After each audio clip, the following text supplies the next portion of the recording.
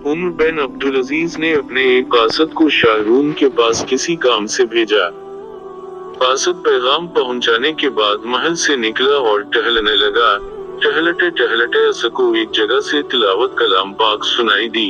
आवाज की जानिब गया तो क्या मंजर देखा कि एक नाबीना शख्स चुकी पेश रहा है और साथ में तिलावत भी कर रहा है। आगे बढ़ के सलाम किया, जवाब नहीं मिला। दोबारा सलाम किया, जवाब नहीं मिला। तीसरी बार सलाम किया। नाबीना शख्स ने सर उठाकर कहा, शाहरून के दरबार में सलाम कैसे? कासद ने कहा, पहले ये बता कि शाहरून के दरबार में खुदा का कलाम कैसे? इसने बताया कि वो यहाँ का मुसलमान है। बादशाह ने मजबूर किया कि इस्लाम छोड़ दे। इनकार पे सजा के तौर पे दोनों आंखें निकाल दी गई और चुकी पैसने पे लगा दिया। मामलात तय करने के बाद कासद वापस आया तो उमर बिन अब्दुल अजीज के सामने इस कैदी की बात भी रख दी।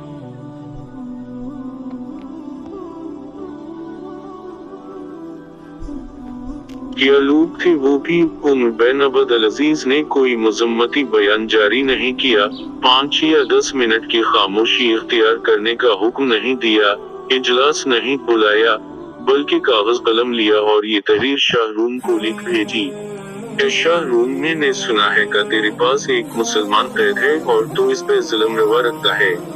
मेरी ये तहरीर तेरे पास पहुंचने के बाद तूने इस कैदी की रिहाई का परवाना जारी नहीं किया तो फिर ऐसे लश्कर जर्रार का सामना करना, जिसका पहला फर्द तेरे महल में होगा और आखिरी मेरे दरबार में। सवाल ये है कि एक इस्लामी ममलुकत के सरबराह ने इतना बड़ा कदम क्यों उठाया एक शख्स के लिए जो उस कैमलत का बाशिंदा भी नहीं? अपनी सालिमियत खतरे में डाल दी। पता है क्यों?